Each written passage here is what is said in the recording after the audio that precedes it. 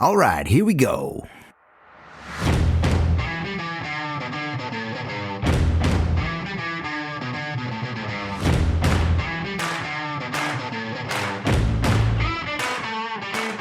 Howdy, I'm James Victoria, and this is The Right Questions. We all want confidence. We all want to be confident. We all want to feel confident. Everybody wants confidence. That's actually the number one thing that my coaching clients come to me for. Confidence. Confidence, confidence, confidence. But what they really mean and what they really want, and this is the right question, is authenticity. Authenticity over confidence. Did you ever think about that? Authenticity is such an amazing tool, or muscle, or power, or gift, whatever you want to call it. And what authenticity means is consistency. Consistency in who you are. Consistently being the same damn person. That means there is no difference between who you are at home and how you feel and how you act at home by yourself. There's no difference between that and who you are and how you act in public, right? There's no difference in your heart, or there's no difference in your work, or there's no difference in your carriage. Some people have to put on, it's basically like going to work and having to put on one of those big fake team mascot uniforms, right? You have to be somebody. You have to act like something, act like, oh, I got to go to work. I better act like I know what I'm doing, or I better show the boss who I am. And that brings problems. Because there's no authenticity there. You're not allowing yourself, or you're not being allowed to be the same person, right? And when you allow yourself that authenticity, what that means in turn is vulnerability. You can open up, you can relax, you can be vulnerable. When you ask people to be vulnerable, they generally break down and cry, right? Because that's who they really want to be at the moment. And that means we're willing to show our true selves, our true feelings. And that means flaws, imperfections, warts and all. Being vulnerable. That's the access way to authenticity. When you're not afraid to admit mistakes, or not afraid to share your emotions, your true feelings. So there's a gap between who you are and who others think you are. And the bigger the gap, the more inauthentic. The smaller the gap, the more authentic. And if you are inauthentic, you're basically a fake, right? It's probably no fault of your own. It's fine to be a fake. It's fine to be inauthentic. But here's the problem. You never learn who you are. You never get to know who you are. And I understand it's hard for us as adults. It's just being you. And that's hard. And I always have to say it like that, for adults, Well, it's hard for adults. I have to qualify that. Because as children, it was easier. Until it was teased out of us, or beat out of us, or whatever out of us. When I was a kid, I grew up in a teasy household. I grew up in a non-emotional household, and I was what they called a sensitive child, which of course meant it was not a kind thing to say to me. It was a way of putting me down at the time. But I was a sensitive child, but I was not allowed. There was some awareness of my sensitivity, but it was not allowed. So if we don't feel safe to be ourselves, that's what happens. It gets shut down, right? There was consciousness that I was a sensitive child, but I was not allowed to be that thing. So what happens is when you express an idea or an opinion or emotion, anything honest, and it gets shot down repeatedly in public or teased, in school it happens often, you become gun shy and you never want to take that risk again. You never want to take that risk again.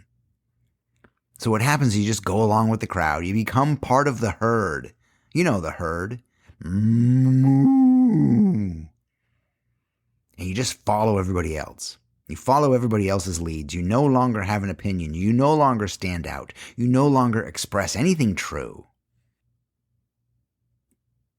And what I think happens for creatives, especially when they become professional creatives, they have a lot of concerns.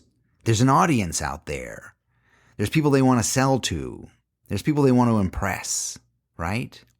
And like most creatives, and I'm familiar with this feeling, we're kind of gun shy about expressing who we are and showing our true feelings and showing our true selves in our work.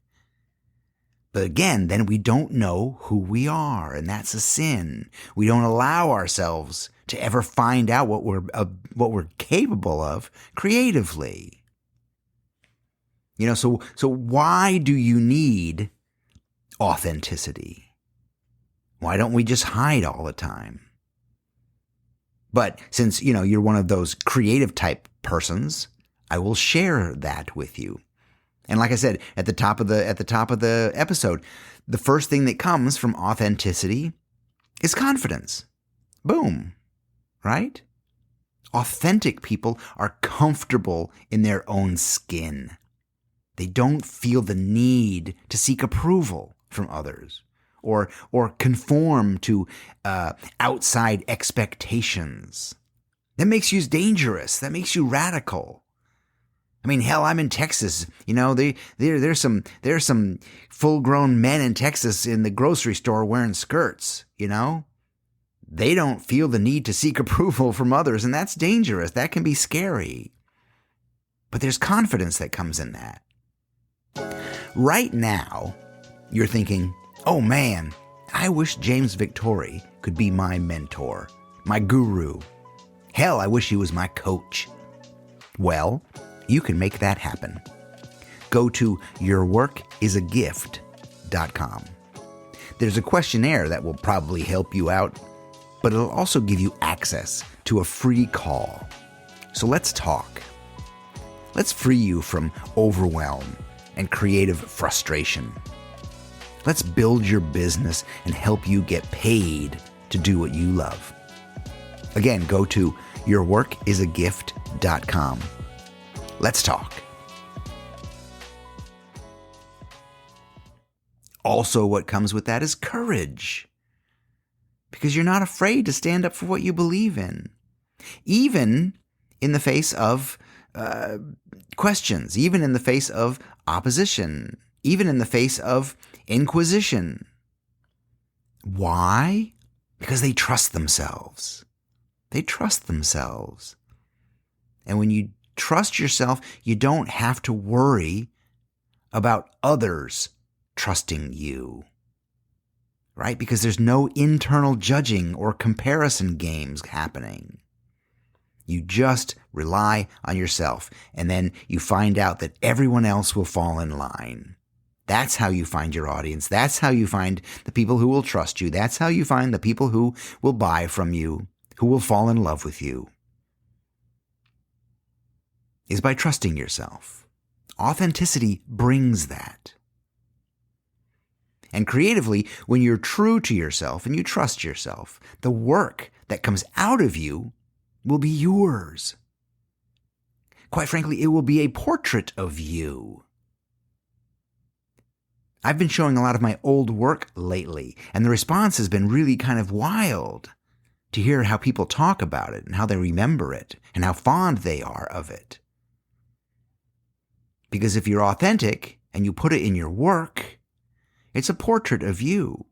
And therefore, your work is much more likely to stand out and offer something unique with a style and a signature that is you and yours.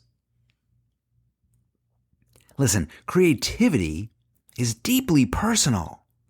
We forget that. We forget that. We have to divulge something about ourselves. And as particularly commercial artists, man, have we forgotten that. Whew, leave that at the fucking door, dude. Right? But authenticity allows us creative types to express our thoughts and feelings and experiences without filtering them through societal expectations or the desire to please other people. Right? This leads to original, strong, memorable, sexy, impactful work.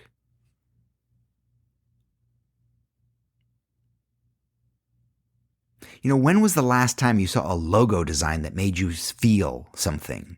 Where you looked at it and you said, wow, I think someone really cared about this. Somebody really thought about it. As designers, we don't think of our work as deeply personal. We're like, well, we got to make this for other people, and it's got to look this certain way. Since I mentioned logo designers, logo design, I think logo designers care about the thickness of the lines and the balance of the thing. They care about the math and the perfection of the thing, but not how it makes you feel. And I think authenticity gives you the courage to take risks like that, to consider those options, to consider beauty, for example, to consider love, for example, in your work. Authenticity gives us the courage to take bold risks and experiment and play with new ideas and not feel like we're ticking boxes and getting out our millimeter rulers and making sure everything's balanced. When you take risks, you care less about the outcome, which is freedom. Because you become more willing to push boundaries and explore uncharted territories because you're not afraid of being judged or misunderstood. So for us, the creatives, authenticity is essential. It's crucial. It is molto importante.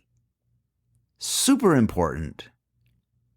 Because it allows us to create from a place of truth and integrity. And it leads to work that is both personally and universally significant and deeply resonant with us and with others. I think authenticity is the birthplace, literally the birthplace of no fucks given. Right? I mean, I've mentioned this other idea often here on The Right Questions. The idea of being seen and heard and loved. I think authenticity allows us to be seen and heard and loved because we don't give a fuck. We all really just want to be seen and heard and loved. And authenticity gives us that. It allows us to express who we are and what we can do, to the world or even one person, and let them see us and let them appreciate us. Remember, it's that ability to say, hey, look at me, look what I can do. That's authenticity. That's vulnerability. Take that risk. Take that risk. Risks are the edge. They're the border. They're the threshold between who you are and who you want to be. And the work you want to make. You've got to take those risks. You've got to put yourself out and say, look at me. I want to be seen and heard and loved. I am reminded often about authenticity by my puppy, by my little white poodle puppy named Lambie. She reminds me every day. If she's sleeping in the hall and I walk by, she looks up and gently rolls over and exposes her belly. She wants to say hi Love me. That's all. And to me, it is honestly the most perfect expression I know of wanting to be seen and loved or appreciated. And she takes that risk. She literally opens up to me. Listen, take a risk today. Hell, take 2. They're free. Allow someone in. Allow someone to see you. And understand, if they're only window shopping, let them go. Just let them go, because others will come. I'm James Victori. This is The Right Questions. Adios.